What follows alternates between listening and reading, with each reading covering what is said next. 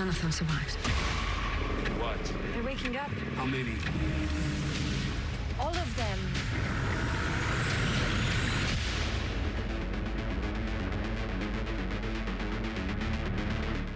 This is more than just fighting in the arena. It's fighting for your life.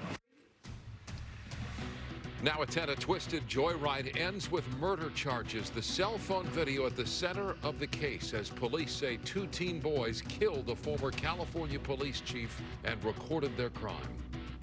Plus, an overnight spike. Gas prices soared to over $6 a gallon in LA for the first time in nearly a year, fueling frustration across SoCal. And from break-ins to unexpected visits, the community concerned over an increase in bear sightings. What's being done to address the public safety threat? Now on the news at 10.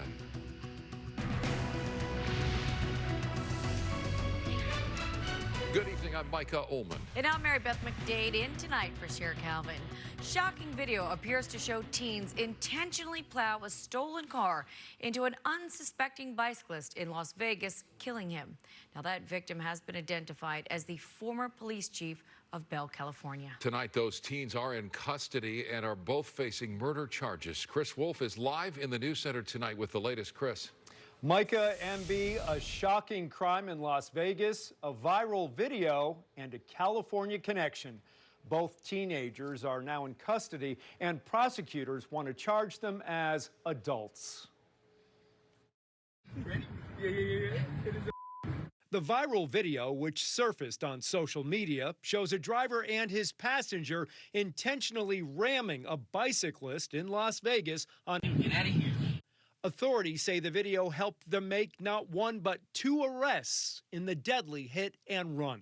A cowardly act that in my 22 years of law enforcement left me personally appalled. The victim, who did not survive his injuries, was later identified as 64-year-old Andy Probst, the former police chief of Bell, California. He was biking around 6 a.m. when he was fatally hit. Following tips, police in Vegas initially arrested a 17-year-old boy they identify as the driver. He has a criminal history, according to other media outlets. Tuesday, authorities announced the arrest of a second teenager they identify as the passenger. And prosecutors want to move both murder suspects into the adult system. In the criminal justice system, if you are a minor and you are eligible to be charged with the crime of murder, you are automatically sent to the adult system. I am confident that that is what is going to happen in this case. Andy's life was robbed by 2 individuals who did not believe that lives of others matter.